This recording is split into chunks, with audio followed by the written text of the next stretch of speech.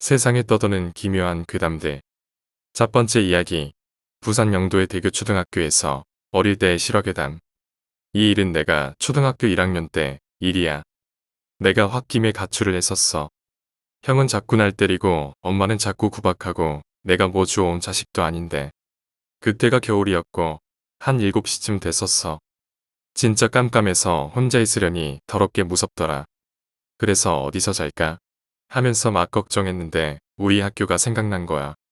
그때 우리 학교 들어가는 길이 교문하고 문방구 길 이 두 개였었는데 문방구 길에서는 미장원이 있었어. 그래서 안심하고 들어가려고 했는데 가끔 문방구 길을 닫아 놓는데 이번에는 갑자기 닫아 놓았더라고. 진짜 가끔만 닫아 놓는데 하여튼 그래서 교문으로 들어갔지. 근데 막 친구 2명이 훌쩍거리는 거야. 그러다가 날 보더니 너 운동신경이 좋은가 보네. 그러면서 막 우는 거야. 왜 그러냐고 물어봤더니 자기들은 키 크려고 농구를 하고 있었는데 갑자기 문방구 문이 쿵 하고 닫히고 교문도 닫혔대. 잠시만. 분명히 나는 교문으로 들어왔었걸랑. 그리고 우리는 1학년이어서 교문 타는 방법을 몰랐었어. 그때 존나 갑자기 내가 무서워지면서 아랫도리가 뿌듯해지는 거야. 그런데 갑자기 애들이 막 도망치는 거야. 그래서 내 뒤를 보니까 왜 농구공이 혼자 튀고 있는 거지? 그것도 일정한 간격으로. 그래서 나도 막 소리 지르면서 친구들을 따라갔어. 근데 계속 똑같은 간격으로 튀기며 농구공이 자꾸 막 쫓아왔어. 우리는 정글짐으로 달려서 위로 올라간 다음에 농구공을 바라보았지. 근데 농구공이 자꾸 막 튀면서 올라오려고 하는데 통통 튀다가 그 정글짐 보면 막대기잖아. 막대기 부분에 통하고 튀면 막 자꾸 뒤로 날아가고 그래서 우리는 안도했는데 갑자기 내 친구가 소리 지르는 것도 아니고 우는 것도 아니고 막 이상한 괴성을 질렀어. 그러더니 뒤로 떨어지대 그리고는 움직이질 않았어. 나랑 나머지 한 명은 무서워서 정글짐에서 밤새도록 서 있었는데 정글짐 위에서 앉아서 잠들었다가 일어나 보니까 내 친구가 떨어졌던 자리에는 농구공이 놓여 있었고 나랑 같이 밤새웠던 친구는 없어졌어. 그리고 교문은 활짝 열려 있었고 그때 왜 그랬는지 모르겠지만 그 농구공을 집에 들고 갔어. 두 번째 이야기. 남극. 혹독한 추위가 전신을 엄습해온다. 지금 이 자리에서 우리는 역사상 누구도 해내지 못한 일을 해내야 한다. 남극탐험이라는 이름 하에 미지의 대륙을 모험하는 일이다. 눈앞에 나의 대원들이 보인다. 주현, 지만, 석재, 명한. 자랑스러운 나의 대원들이다. 이들과 함께 미지의 대륙 초입에 서 있는 지금 마음의 준비를 단단히 해야 할 것이었다. 나는 그들에게 이곳에 가면 살아나올 수 없을지도 모른다고. 그래도 자신 있냐고 의미심장하게 말했다. 하지만 대원들은 왜 저러냐며 새삼스럽게 모여등등 이곳저곳에서 풋 하고 웃는 소리가 들려왔다. 정작 나는 진지한데 저들은 나의 진지함을 몰라준다.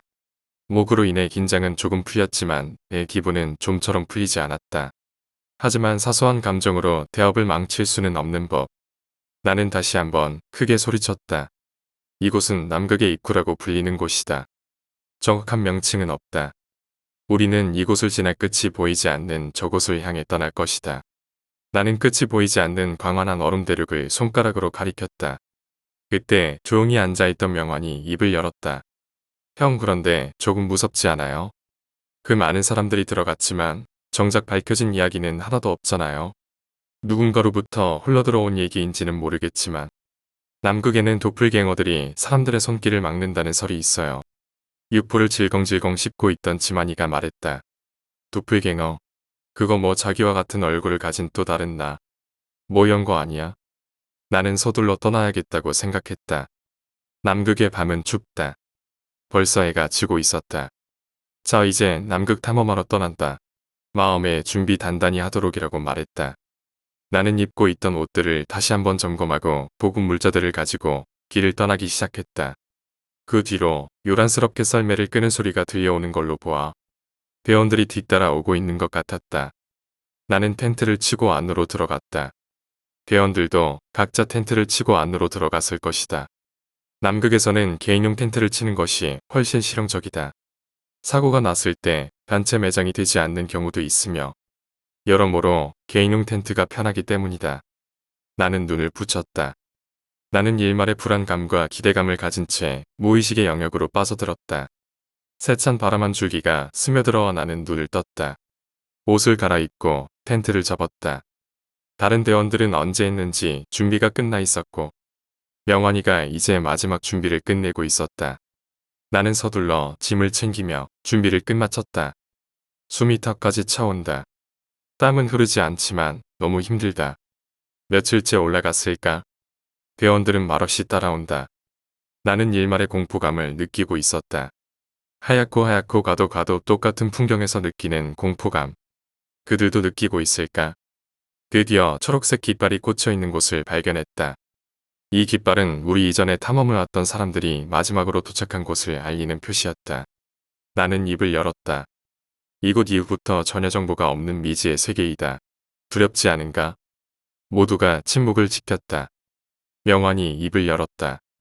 형, 솔직히 조금 두렵긴 해요. 하지만 갔다 오기만 하면 평생 먹고 놀아도 될 만큼의 보상이 있으니까 힘을 내보죠. 명환이 녀석의 긴장을 풀려는 노력에 나는 긴장을 풀리는 것이 느껴졌다. 하지만 초연이와 지만이, 석재는 그저 침묵을 지킬 뿐이었다. 지나치게 긴장하는 감이 있어서 조금 미안한 기분이 들었다. 어느덧 올라온 지도 한 달이 지났다. 거친 숨소리가 들려온다. 나는 생각해보았다.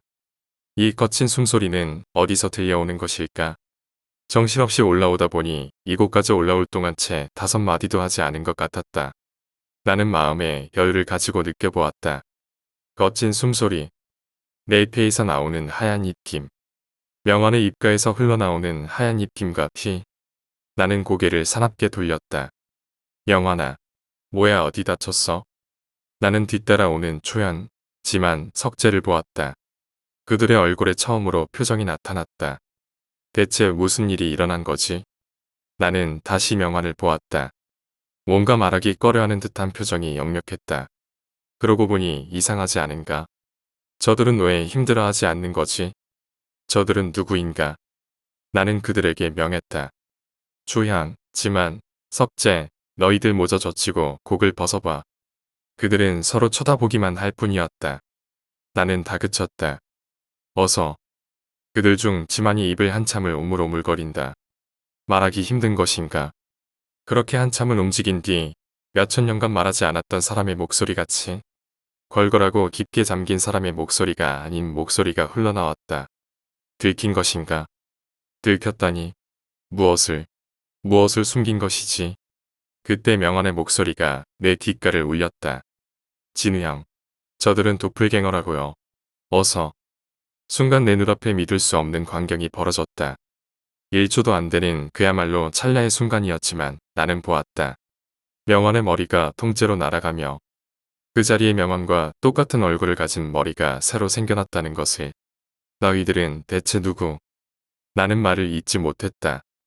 이 사실을 국가에 알려야 했다. 알리지 못한다면 피해자가 계속 생길 것이다. 그리고 또 하나의 생각이 들었다. 올라오는 사람들과 내려가는 사람들이 다르다면 설마. 그렇다 올라올 때는 사람이었지만 내려가는 저들은 도플갱어들이다. 보고 들은 현상을 그대로 말할 자들이 아니었다. 미지의 남극이 도플갱어들의 세상이었다니. 말도 안 돼. 나는 이 상황을 국가에 알려야 한다고 생각했다. 정작 믿어줄지는 의문이었지만 그래도 피해자가 계속 생기게 보고만 있을 수는 없었다. 그리고 무엇보다 다음에 남극을 탐험하는 사람은 내 아내와 동료들이었으니까. 나는 순식간에 무거운 옷들과 보급 물자들을 벗어던지고 뛰어내려가기 시작했다. 엄청난 추위가 온몸을 엄습해온다. 뒤를 돌아보자 그들의 얼굴이 보인다. 희미하게 웃고 있지만 따라오지는 않았다. 나는 정신없이 뛰어내려갔다. 온몸 동상에 걸린 듯 감각이 없어진다. 얼마나 뛰어내려갔을까? 발에 무엇인가가 걸려나는 미끄러지듯 한참을 굴러떨어졌다. 굴러떨어지는 내 눈에 핑핑 도는 명환의 머리통이 보였다. 아까 잘린 명환의 머리통이었다. 눈을 부릅뜬 채로 그렇게 정신없이 나는 내려왔다. 대체 얼마나 내려온 것일까? 일주일 동안 먹은 것은 단 하나도 없다. 지금까지 살아있는 게 신기할 정도로 나는 내려오는 동안 초연, 지만, 석재, 명환의 머리통을 하나씩 발견했다. 대체 어느새 도플갱어한테 당한 것인가? 믿을 수 없는 일이지만 안 믿을 수도 없었다. 나는 이 사실을 꼭 알려야겠다고 다짐했다. 그렇게 생각하자 힘이 조금은 나는 것을 느꼈다. 그렇게 나는 한참을 뛰어내려갔다. 그때였다. 뒤에서 알 수 없는 무엇인가가 나타나 나에게 다리를 걸었다. 힘없이 나는 무너져 내렸다. 나는 분노보단 두려움이 밀려왔다. 조향, 지만, 석재, 명한 그들 중 대체 누구란 말인가. 나는 힘겹게 고개를 돌렸다. 믿을 수 없었다. 그곳에는 또 다른 내가 나를 보며 섬뜩하게 웃고 있었으니까. 순간 목에 따끔거리는 고통이 느껴지더니 나는 하늘을 나는 기분을 느꼈다. 시간이 어느 정도 흐르자 중력의 법칙에 의해 나는 점점 아래로 떨어지는 것을 느꼈으며 마지막으로 머리가 있어야 할 자리가 텅텅 비어있는 내 모습이 보였고 비어있는 곳에 엄청난 속도로 날아오는 내가 아니 나와 같은 얼굴을 지닌 머리통을 보았다. 인간이라면 절대로 할 수 없는 일을 그는 했다. 그의 목이 180도 돌아가며 나를 내려다보았다. 그리고 바닥에 박혀있는 나를 아니 내 머리통을 보며 그는 씩 웃었다. 세 번째 이야기. 공자음식. 안녕하십니까? 저는 무료로 아침에 제가 손수 만든 음식을 아무 대가 없이 댁 앞에 놓아드리려 하는 사람입니다. 관심 있으신 분은 쪽지 주세요. 음식의 맛과 질, 품격은 절대 보장합니다. 또야? 뭐야 이건 정말 짜증나네. 별다른 것 없이 평범한 한적한 방 한 구석에서 건장하고 잘생긴 청년이 담배를 피우면서 한숨을 쉰다. 그의 앞에는 데스크탑 한 대가 놓여있고 환한 불빛이 네모난 창을 통해 빠져나오고 있다. 그의 눈동자는 좀처럼 미동조차 하지 않는다. 그는 모니터에 표시되어 있는 이미 몇 주 전부터 반복되어 오는 쪽지를 주시하고 있다. 이 사람은 질리지도 않나. 한 2주 전에 아이디가 바뀐 것 같은데 귀찮게도 하는군. 한심한 듯이 생각하며 언제 하품했냐는 듯 다시 하품을 하고 신음소리를 내며 기지개를 켠다. 버트로는 쪽지를 보내오는 사람을 향해 온갖 욕을 남발하고 있는 그이지만 실제로 그는 그 쪽지에 대해 일말의 호감이 남아 가지고 있었다. 그나저나 요즘은 아침도 통 못 먹는데 한국인은 밥심으로 살고 아침에는 밥을 먹어야 한다고들 하지. 어차피 결과는 결정되어 있는 듯 했지만 그는 짐짓 생각하는 척하더니 이내 손가락을 까딱거리며 결단을 내렸다. 그의 손은 이미 손때부는 지저분하고 오래되어 낡은 키보드 위에 안착되어 있었다. 한번 쪽지를 보내볼까? 뭐 무료니까 괜찮겠지. 바빠서 아침을 잘 못 먹었는데 관심이 생기네요. 무료 맞죠? 취미가 인터넷 서핑 등인 그는 마침 간만에 공휴일이 와서 물 만난 고기처럼 자신에게 주어진 시간을 10분 활용하여 컴퓨터와 동어가 된 듯한 느낌을 주었다. 호감을 가진 쪽지에 관하여 답장을 보낸 지 1시간쯤 지난 후 컴퓨터에서 시선을 떼지 않던 그는 한 통의 쪽지를 받게 되었다. 쪽지인가? 아, 그 사람이군. 1시간 만에 쪽지가 오다니. 네, 무료 맞습니다. 아침에 음식을 드실 건가요? 먼저 일주일 시식을 하신 다음 계속 드시기로 결정하셔도 괜찮습니다. 이 한 통의 쪽지에 그는 살짝 놀란 듯한 표정을 지었다. 일주일에 시식 시간. 이 사람 이런 인터넷 사이트에서 쪽지를 보내면서 홍보하는 것 치고는 되게 체계적인데. 대단하군. 일주일이나 준다는 것은 음식의 맛에 자신이 있다는 것이겠지. 좋아 좋아. 그는 잠시 생각의 시간을 가진 후 손가락을 키보드로 가져갔다. 좋습니다. 일주일 시식하도록 하죠. 그렇다면 주소를 보내드려야 하나요? 전화번호도? 이번에는 1시간도 지나지 않고 몇 분도 채 지나지 않아 쪽지가 도착했다. 물론 주소는 필요하지만 전화번호까지야. 일단 내일 직접 찾아가서 대화를 좀 한 다음 결정하도록 하죠. 직접? 뭔가 꺼림칙한데. 그는 뭔가 불안한 마음이 들었지만 본디 낙천적인 그였기에 이내 그런 생각을 떨치고 다시 컴퓨터에 집중하기 시작했다. 여차하면 때려 눕히면 되겠지. 뭐 태권도 배운 지도 오래되었으니. 예. 그럼 제 주소는 서울시 서초 배동. 그는 아무런 의심 없이 자신의 주소와 전화번호를 쪽지로 보내었다. 그것이 실수였다는 것을 깨달은 것은 이미 너무 늦은 때였다. 아침 7시. 그 사람이 도착하기로 한 날이다. 그는 아침 일찍 일어나 준비를 하고 마음을 단단히 먹었다.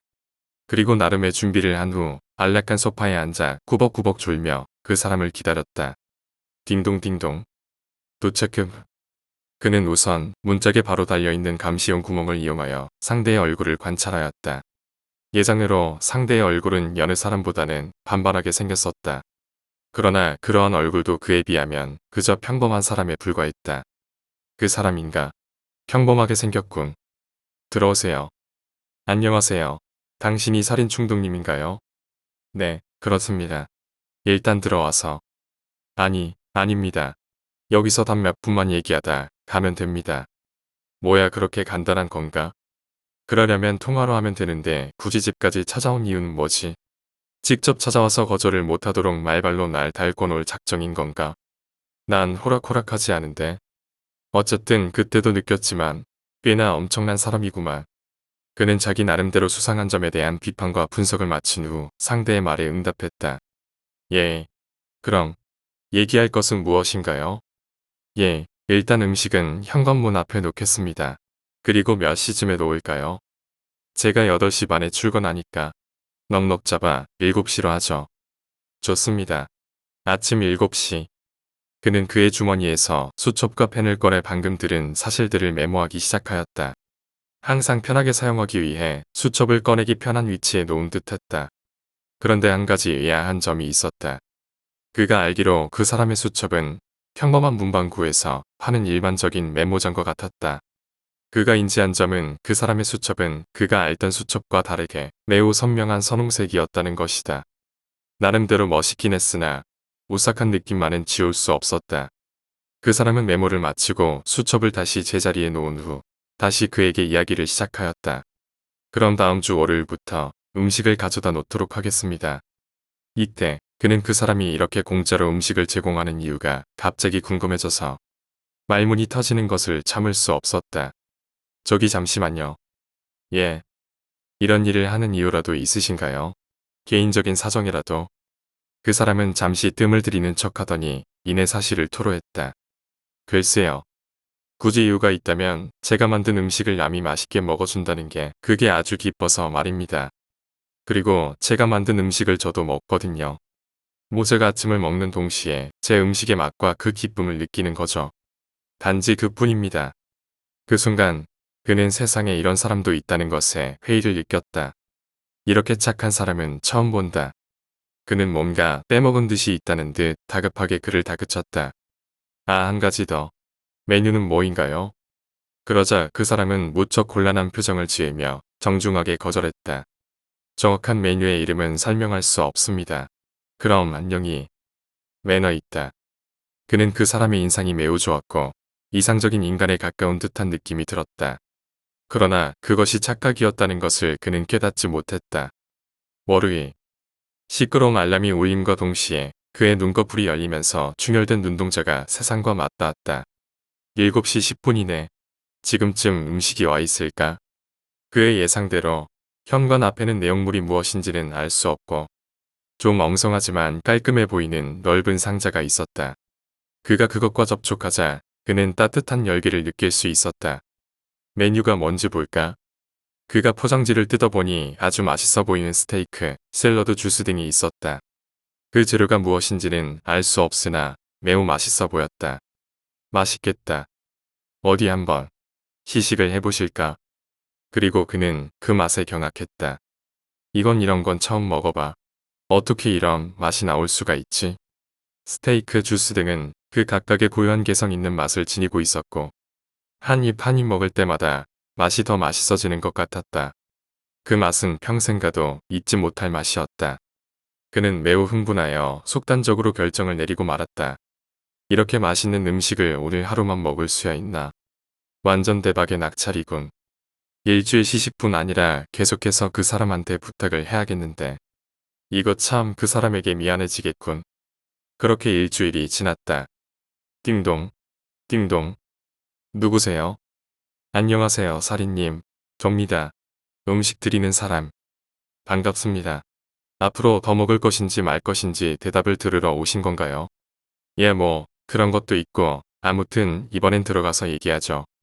그의 안색은 행복해 보였지만 어딘가 초췌했다. 거기서 약간의 불안감을 느꼈지만 저번에 그 사람이 아주 매너 있고 착하다는 사실을 새삼 깨달은 터라 거리낌 없이 그를 집으로 들여보냈다. 그래요, 음식은 맛있었나요? 물론이죠. 그런 맛은 난생 처음 맛보았어요. 그럼 앞으로도 계속 드시는 거죠? 그런데 궁금한 게 한 가지 더 있습니다. 뭔가요? 도대체 그 요리의 메뉴와 재료는 무엇인가요? 알고 싶습니까? 네. 그는 내가 대답한 후 얼마 생각하지도 않고 서슴없이 품에서 수첩을 꺼내어 나에게 건네주었다. 그 수첩은 그를 현관에서 처음 봤을 때 보았던 선명한 빨간색의 수첩이었다. 나는 그 수첩을 받아 조심스레 첫 페이지를 펴보았다. 그리고 그곳에 적혀 있던 것을 보았다. 월요일, 널쭉다리 스테이크, 회 샐러드, 간 수프, 손가락 주스 널쭉다리 스테이크. 1. 먼저 널쭉다리 300g을 베어낸다. 2. 양념에 절이고. 그때까지도 난 상황을 이해하지 못했다. 이게 메뉴임인가요? 특이한 재료네요. 돼지, 소. 잠깐만 돼지나 소의 손가락이 있었나? 그때 그는 순간적으로 그의 얼굴에서 생성되었다가 사라진 미소를 보았다. 아닙니다. 아니에요. 재료는 바로 인간입니다. 즉, 인육으로 만든 음식이라 이거죠. 이 사람이 무슨 얘기를 하는 거야, 지금. 그게 무슨 소리입니까? 인육이라뇨? 아직도 이해가 안 가십니까? 인육 말입니다. 인간의 고기 아주 맛있죠. 직접 드셔봤으니 이해하실 거라 믿습니다만. 아니 잠깐 맛있는 건 이해하지만 저 착하디 착한 얼굴로 인육을. 잠시만 그걸 어디서 구한 거지? 나는 매우 당황하여 할 말을 잠시 잊어버렸다. 그러나 이내 호흡을 가다듬고 마음을 진정한 후 이야기를 시작했다. 그게 그렇다면 재료는 어디서 구한 겁니까? 재료요? 이 이야기를 하자면 꽤 길어지는데 그는 잠시 지나간 시절을 회상하는 듯하더니 이내 말을 시작하였다. 사실 저도 당신처럼 아침에 음식을 받아서 먹었습니다. 인터넷 게시판에서 쪽지를 받고 말이죠. 그렇게 음식을 먹었는데 제 이전에 음식을 제공하던 사람이 저에게 모든 사실을 밝히고 마지막엔 재료가 부족하다면서 절 죽이려고 하더군요. 그래서 어쩔 수 없이 정당방위로 그를 죽였습니다. 절 보호하려고요. 그 수첩은 그 사람이 가지고 있던 겁니다. 그의 품 안에서 발견했죠. 아주 편했습니다. 모든 음식의 요리법이 적혀 있고 인육의 모든 가공법이 제일 뒤에 적혀 있었으니까요. 그 순간 그의 안색에서 순식간에 빗기가 사라졌다. 그는 사시나무 떨듯 덜덜 떨며 자기 자신을 손가락으로 가리켰다. 잠시만. 그렇다면 지난 일주일 동안 내가 먹은 음식은? 그는 기분 나쁜 미소를 지으며 말했다. 예, 그렇습니다. 바로 그 사람의 고기로 만든 거죠. 정확히 말하면 인육으로요. 인육을 가공하느라 꼬박 2주일이 걸렸습니다. 그동안 쪽지를 계속 보냈고요. 그 2주일 동안 모든 요리법을 익혔죠. 아주 쉬웠습니다. 그에게 이 모든 사실은 충격이었다. 쪽지를 보내던 사람의 아이디가 2주일간 바뀌었던 건 이 때문이었군. 아, 그리고 음식을 만들어서 당신에게 다 준 게 아닙니다. 분명히 처음 만났을 때 당신이 물어봤죠. 왜 이런 일을 하냐고. 사실 제가 대답한 말의 반은 맞고 반은 틀립니다. 제가 분명히 제가 만든 음식을 먹으니 이런 일을 한다고 했죠. 그건 맞습니다. 왜냐면 인육은 아주 맛있으니까요. 흥미로울 정도로 맛있죠. 그리고 두 번째 당신이 맛있게 먹는 것만 생각하는 걸로 행복해서 이런 일을 한다고 했었죠. 그건 틀렸습니다. 사실 지난 일주일 동안 재료를 다 써버렸거든요.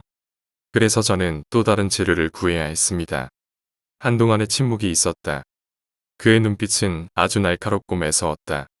그의 눈에 독한 도끼가 어리고 그의 몸 전체에는 엄청난 살기가 느껴졌다. 이윽고 그의 품 안에서 빛나는 눈빛의 물체가 번뜩였다. 그의 눈빛은 마치 다음 재료는 너다라고 말하는 듯했다. 그는 칼을 꺼내 들고 그를 향해 자세를 바로잡은 뒤 달려들었다. 죽어. 그리고 순간적으로 태권도 유단자였던 그는 칼을 든 그 사람을 순식간에 제압하였다. 단지 그랬으면 좋을 뿐이었다. 죽일 필요는 없었다. 그대로 경찰서로 넘기면 끝이었다. 그런데 그런 충동이 일어난 것은 왜였을까? 그의 마음 깊은 곳에서 이런 목소리가 들려왔다. 죽여라. 죽여서 먹어라. 죽여서 먹어라. 그리고 그는 결국 인간의 범주에서 해야 하지 말아야 할 짓을 저지르고 말았다. 일주일이 지났다. 오늘도 수첩을 빠뜨린 곳 없이 정독한다. 아직 모든 재료를 가공하려면 일주일 정도가 남았군. 방에서는 피비린 내가 진동을 한다. 썩은 내와 악취와 함께 이 역겨움을 가실 길은 없다. 그 순간 반가운 소리가 들린다. 쪽지인가. 컴퓨터로 천천히 걸어가서 쪽지를 확인한다. 저기 아침에 음식을 주신다면서요? 저는 여고생인데 바빠서 아침에 밥을 못 먹어요. 그래서 음식을 좀 부탁드리겠습니다. 아직 재료가 구해지지 않아서 일주일 후부터 가능할 것 같네요. 주소를 말씀해 주시겠어요? 찾아가서 설명해 드리겠습니다. 그리고 의자에 앉아서 그는 혼자서 지그시 생각했다. 이걸로 다음은 해결되었다. 재료 가공을 마치려면 일주일이 남았다. 그때까진 굶어도 참아야겠다. 인육보다 맛있는 건 없으니까. 어쨌든 빨리 재료를 가공해야 하니까 일을 시작해볼까. 그리고 나는 다시 칼을 들고 시체하니 최상 등급의 요리 재료를 향해 터벅터벅 다가갔다. 네 번째 이야기, 예지몽. 지난 5년간 그 어떠한 종류의 꿈도 꾸지 않았던 내가 꿈을 꾸었다. 생판 처음 보는 얼굴을 가진 여자가 트럭에 치여 죽는 꿈이었다. 5년 만에 처음 꾸는 꿈이 이런 재수없는 꿈이란 것에 분노를 느끼는 한편 얼마나 이리저리 치이고 살았길래 꿈을 한번 꾸지 않았을까 하는 인생의 회의감마저 들었다. 나는 꿈속에서 보았던 그녀를 떠올려 보았다.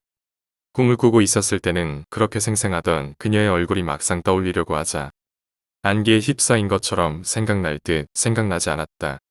단지 꿈속에 그녀가 입고 있었던 옷차림이 희미하게 기억이 나는 듯했다. 나는 고개를 절레절레 변들었다. 생각해보니 누군지도 모르는 그녀를 왜 생각하고 있는지 의문이었다. 단지 머릿속에서 그녀를 생각해보라고 지시를 내린 것만 같아 섬뜩했다. 하지만 나는 깊게 생각하지 않기로 했다. 오랜만에 꿈꾸민 만큼 아쉽기도 했지만 사람이 죽는 꿈이기도 하고 재수가 없기도 해서 개꿈으로 치부해버렸다. 시계를 본 나는 서둘러 씻고 옷을 입기 시작했다. 아르바이트에 나갈 시간이기 때문이다. 다녀오겠습니다. 누구에게 하는 인사인지는 나도 모른다. 하지만 이렇게 말하지 않으면 왠지 허전하달까. 나는 문을 닫고 나온 뒤 내가 일하는 개인 방으로 가기 위해 길을 걸었다. 밤 공기보다는 이렇게 상쾌한 아침의 공기가 참 좋은 것 같았다. 온몸이 세척된다는 느낌이랄까. 언제 한번 등산을 해야겠다는 생각이 들었다. 하지만 등산은 내게 사치일 뿐이었다. 먹고 살기도 빠듯한 내게 시간은 금이었으니까. 건너편에 블랙캣 PC방이라고 쓰여있는 간판이 보였다. 마지막 신호등이란 뜻이었다. 빨간불의 신호등이 파란불로 바뀌길 기다리면서 나는 발장난을 쳤다. 누군가 제일 지루한 시간을 뽑으라면 나는 신호등이 바뀌기를 기다리는 시간을 뽑을 것이다. 그때 뒤에서 한 여자가 허겁지겁 뛰어와 나를 지나치더니 그대로 신호등으로 질주했다. 바쁜 일이 있는지 정말 다급해 보였다. 그런데 왜 자꾸 어디선가 본 느낌이 드는 것일까? 이런 현상을 아마 데자뷰 현상이라고 했나? 하지만 나의 잡념은 거기서 종지부를 찍어야 했다. 앞서 뛰어가던 여자가 트럭에 치여 10m가 넘는 거리를 굴러갔다. 나는 너무나 놀래 입이 벌어지는 게 느껴졌다. 영화 속에서나 보던 일이 눈앞에 벌어졌음에 의한 당황스러움이라고나 할까. 웅성웅성거리는 사람들을 뒤로하고 나는 신호등을 건너왔다. 하지만 왜 자꾸 어디서 본 느낌이 드는 것일까? 나는 고개를 흔들었다. 게임방 문을 열자 사장님이 나를 반겨주었다. PC방 아르바이트 경력 3년이니 나를 이뻐할 만도 했다. 어딜 가도 경험이 있는 사람은 우대받기 마련이니까.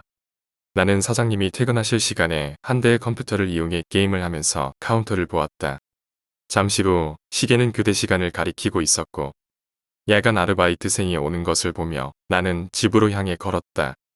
사람이 느끼는 것에 따라 다르겠지만 나에게 있어 PC방 아르바이트는 대기업 사장과 같은 자리였다. 앉아서 돈 번다는 점에서 말이다. 어쨌든 집에 돌아온 나는 깨끗이 씻고 TV를 켰다. 한참 보던 쇼 프로그램이 끝나고 9시 뉴스가 시작됐다. 뉴스를 별 관심 없이 보고 있던 나는 TV에서 흘러나오는 소리에 침을 꼴딱 삼켰다. 뉴스의 내용은 아까 아침에 보았던 차 사고를 얘기하는 것 같았다. 놀랍게도 그 여자는 즉사였다. TV 화면에 보이는 그녀의 복장을 보면서 나는 경악을 금치 못했다. 자꾸 어디선가 본 듯한 느낌이 들어 해서 무시했지만 결국 생각나고야 말았다. 그녀는 내가 아침에 꾸었던 꿈에서 트럭에 치여 죽은 여자였으니까. 잡다한 상상이 내 머릿속을 어지럽혔다. 나는 방문을 열고 침대에 몸을 눕히고 눈을 감았다. 머리가 지끈지끈 아파왔다. 그렇다면 내가 꾸었던 게 예지몽이 아닐까? 충분히 가능성 있는 추측이었다. 이보다 더 정확한 예지몽이 어디 있을까? 하지만 단지 우연일 수도 있잖아. 그래, 우연일 거야. 나는 우연으로 단정 지었다. 우연이 아니라면 예지몽이란 능력은 축복이 아니고 저주다. 예지몽에서 보았던 사람들을 구해내지 못한다면 나는 죄책감에 미쳐버리고 말 테니까. 하지만 나는 결국 생각을 고쳐야 했다. 우연이라고 생각한 지 정확히 5일이 지난 지금에서야 결코 내가 꾸는 꿈은 우연이 아니란 것을 인정하고 말았다. 나는 5일 동안 하루에 한 번씩 꿈을 꾸었다. 우리 동네 뒷골목에서 칼에 찔려 죽는 남자를 보았고, 부부싸움 하다 감정이 격해진 남자가 던진 밥그릇을 맞고 죽은 여자 등등. 나는 될 수 있는 한 노력해 보았지만 살린 사람은 2명밖에 되지 않았다. 그나마 그 2명마저도 내 말을 미친 소리로 치부하다가 막상 상황이 닥쳐오자 목숨을 건진 것이다. 나는 2명의 목숨을 구했다는 생각보다는 3명의 목숨을 지키지 못한 것이 자꾸 마음에 걸렸다. 결국 나는 밤을 꼬박 지새우고 말았지만 이른 아침 결국 잠들어버린 나는 또 1명의 목숨을 지키지 못했다는 죄책감에 가슴이 답답해짐을 느꼈다. 대체 내가 왜 죄책감을 느껴야 하는지 이해가 되지 않았지만 내 마음은 내 머리를 존중해주지 않았다. 왠지 그들을 지키지 않으면 안 될 것 같았다. 그렇게 생각하자 마음이 한결 편해졌다. 나는 누군지 모르는 그들을 지키기로 마음먹었다. 그때부터 나는 바빠지기 시작했다. 못 구한 사람보다는 구한 사람의 수가 더 많아졌다. 적어도 5번 꾸는 꿈 중에 4명을 구해냈으니까. 나는 점차 사람을 구하는 일에 묘한 쾌락을 느끼기 시작했다. 하지만 몸은 하나고 할 일은 많은 나는 꼭 한두 명씩을 구해내지 못했다. 하지만 그러면 어떤가? 구해낸 사람이 몇 명인데. 가슴에 막혀있던 무엇인가가 뻥 뚫린 듯이 가슴이 시원해졌다. 나는 오늘도 아르바이트를 끝마치고 집으로 돌아왔다. 오늘은 또 어떤 사람이 죽을 위기에 처할까? 빨리 잠들었으면 좋겠다고 생각했다. 예상대로 나는 잠에 빠져들었고 꿈속에서 한 남자를 보았다. 그 남자는 뭐가 그렇게 두려운지 입에선 개거품을 줄줄줄 흘리며 눈동자는 초점이 풀린 채로 벽에 머리를 계속해서 박고 있었다. 시간대는 새벽이었다. 빨리 가지 않으면 남자가 죽을지도 모르겠다는 생각이 나는 꿈속에서 빠져나왔다. 나는 불도 켜지 않은 채로 서둘러 옷을 갈아입었다. 문을 열었다. 나는 멍하니 거실을 바라보았다. 저들은 누구인가? 왜 가슴에 칼을 꽂은 채로, 이마에 밥그릇 파편이 박힌 채로, 트럭에 치여 온몸이 부서진 채로 죽어버린 그들의 시체가. 나는 이 비현실적인 상황에 두려움을 느꼈다. 저들은 누구란 말인가? 온몸에 털이 곤두선 것 같았다. 나는 뒤로 물러났다. 그들은 그 자리에 가만히 서 있었다. 그런데 왜 거리가 점점 가까워지는 거란 말인가? 가까이 오지 마. 저리 꺼지란 말이에. 나는 두려움을 떨쳐 보내고 싶었다. 하지만 그럴수록 그들은 점점 가까워졌다. 나는 빨리 이 말도 안 되는 상황에서 벗어나고 싶었다. 나는 더욱 빠르게 뒷걸음질 쳤다. 하지만 무엇인가가 가로막았다. 나는 뒤를 돌아보았다. 그것은 벽이었다. 그들은 점점 내게 다가온다. 나는 어디로 피해야 하지? 나는 벽을 주먹으로 쳤다. 손에 아릿한 고통이 느껴진다. 제발 도망가고 싶다. 제발 벽아 사라져줘. 그들과 나의 거리는 어느덧 1미터도 채 되지 않았다. 손에는 이미 힘이 들어가지 않았다. 나는 머리를 벽에다 박기 시작했다. 머리가 깨지고 피가 흘러나와 엄청난 고통이 느껴졌다. 그들 중 한 명이 말하는 것을 끝으로 난 심장이 멎어가는 것을 느꼈다. 많은 사람을 살렸다고 죽은 사람은 생각하지 않다니.